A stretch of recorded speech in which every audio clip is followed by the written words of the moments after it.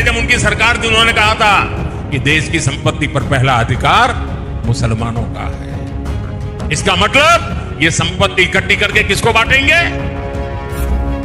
जिनके ज्यादा बच्चे हैं उनको बांटेंगे, घुसपैठियों को बांटेंगे। क्या आपकी मेहनत की कमाई का पैसा घुसपैठियों को दिया जाएगा? आपको मंजूर है? ये कांग्रेस का मैनिफेस्टो कह रहा है कि वो माताओं बहनों का सोने का हिसाब करेंगे, उसकी जड़ती करेंगे, जानकारी लेंगे और फिर उस संपत्ति को बांट देंगे और उनको बांटेंगे जिनको मनमोहन सिंह जी की सरकार ने कहा था कि संपत्ति पर पहला अधिकार मुसलमानों का है। भाइयों बहनों, ये अर्बन नक्सल की सोच, मेरी माताओं बहनों, ये आपका मंगलसूत्र भी बचने नहीं देंगे। नमस्कार दोस्तों, जिस तरह से आपको पता है कि भारत के अंदर 2 चरणों में चुनाव हो चुका है, लेकिन ऐसे में 2 चरण के बाद ही बीजेपी सरकार बौखलाती हुई नजर आ रही है। पीएम मोदी लगातार ऐसे भाषण भड़काऊ देश के अंदर रैलियों में देते हुए नजर आ रहे हैं, जिसके ऊपर इलेक्शन कमीशन ने नोटिस जारी कर दिया।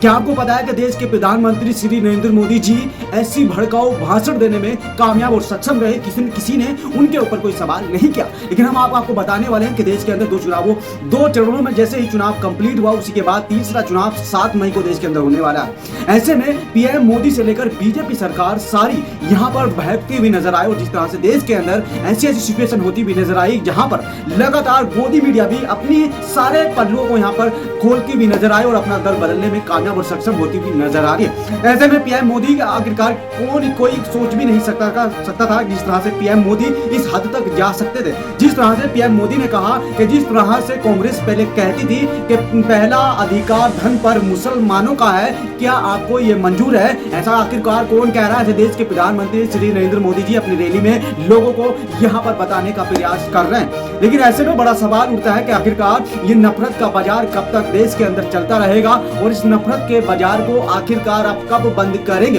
प्रधानमंत्री की इतनी रैली हो चुकी है, लेकिन किसी भी रैली में प्रधानमंत्री मोदी ने श्री भगवान राम जी के नाम को छोड़कर किसी और मुद्दे पर बात ही नहीं की है। नहीं उन्होंने कहा है कि किसी को रोजगार मिला है या नहीं मिला है, मिला है तो कैसे मिला है और जिनको नहीं मिला है तो आखिरकार क्यों नहीं मिला है। मैंने वादा किया था पहले 2 करोड़ रोजगार हर वर्ष दूंगा, क्या पीएम मोदी जी ने आपको 2 करोड़ रोजगार हर वर्ष की तरह दिए हैं या नहीं दिए हैं? बड़ा सवाल उठता है, उस पर कोई भी सवाल इनसे नहीं करेगा और देश की गोदी मीडिया भी अपना दल बदलती हुई नजर आ रही है। इन 2 चरणों के अनुमान के अनुसार बीजेपी सरकार पूरी तरह से ध्वस्त होती हुई नजर आ रही है और जहां पर भी आप देखेंगे तो बीजेपी सरकार को बड़ी यहाँ पर मात मिलती हुई नजर आ रही है। देश के कोने कोने में पहले चरण में यहाँ पर 102 सीटों पर मतदान हुआ था और दूसरे चरण में जो 26 तारीख को अभी फिलहाल में दूसरा चरण कंप्लीट हुआ है, इसमें 88 सीटों पर मतदान हुआ और तीसरा चरण देश के अंदर होने वाला है 7 मई को। ऐसे में पीएम मोदी लगातार झूठ बोलने में सक्षम होते हुए नजर आ रहे हैं,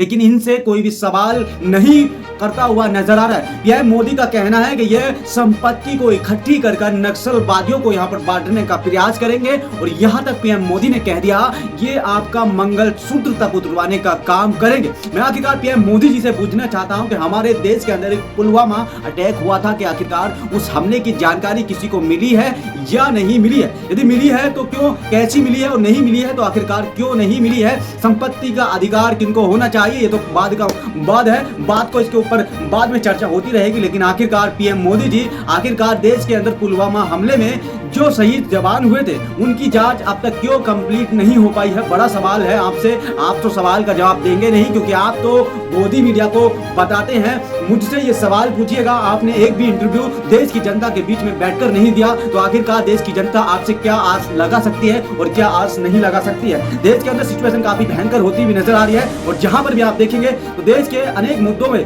चर्चा होनी चाहिए। देश के अंदर बेरोजगारी का मुद्दा होना चाहिए, देश के अंदर बढ़ती महंगाई का मुद्दा होना चाहिए, देश के अंदर बढ़ती हुई ऐसी सिचुएशन जहां पर देश के युवाओं को नौकरी नहीं मिल रही उन पर चर्चा होनी चाहिए। लेकिन उन पर तो चर्चा होगी नहीं। देश की गोदी मीडिया आपको बताता है कि आज पीएम मोदी जी वहां पर निकलते हुए नजर आ रहे हैं और वहां पर जाते हुए नजर आ रहे हैं। पीएम मोदी के ऊपर बड़े सवाल देश के अंदर होते हुए नजर आ रहे हैं। ऐसे में इलेक्शन कमीशन ने पीएम मोदी को नोटिस कर दिया है और आखिरकार इनसे जवाब मांगा है कि आखिरकार देश के अंदर आचार संहिता लागू है, आप ऐसी भड़काऊ भाषण देश के सामने नहीं दे सकते हैं और आपने ऐसी भड़काऊ भाषण दिया तो इसके ऊपर क्या हो सकता है, आपको कमेंट बॉक्स में अपनी राय जरूर देनी चाहिए। जिस तरह से पीएम मोदी भड़काऊ भाषण देने में सक्षम रहते हैं और इतना झूठ बोलते हैं, पीएम आवास योजना के ऊपर देश के अंदर तमाम मुद्दे निकलते हुए नजर आ रहे हैं। इतना भ्रष्टाचार हुआ, जिसको 2.5 लाख रुपया मिला उसमें से 50,000 रुपए देश के अधिकारी ही खा गए और 2 लाख रुपया तक गरीब को मिला है। उसमें भी घर कैसे बना जा सकता है? देश के जितने भी आवास योजना से घर बने हैं सब में यदि एक डिजाइन मिला है तो वहाँ पीएम मोदी जी का बाहर एक बोर्ड लगा हुआ है, उस पर लिखा है कि पीएम आवास योजना के तहत इस घर को बनाया गया है। लेकिन आखिरकार